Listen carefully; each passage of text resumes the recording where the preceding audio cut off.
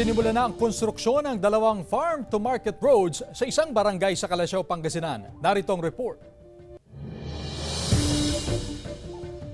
Tinatayang 15 ektaryang palayan na ang natamnan sa Barangay Longos, Calasiao, Pangasinan ngayong cropping season. Ang mga magsasaka sa lugar ang inaasahang makikinabang sa ginagawang farm-to-market road.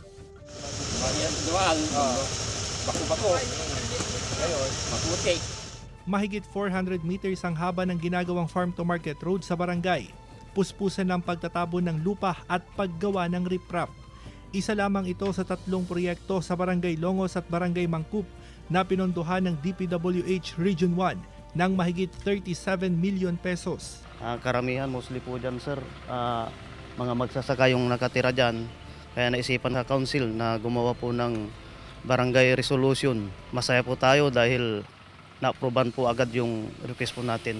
Inaasahang matatapos ang lahat ng proyekto sa February 2025 pero sana matapos raw ito bago ang anihan.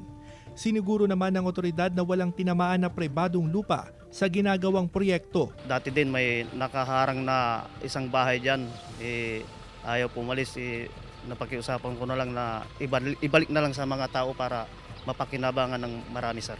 Kasama si Ron Alistair Tañedo, Russell Simorio, One North, Sancha, Luzon.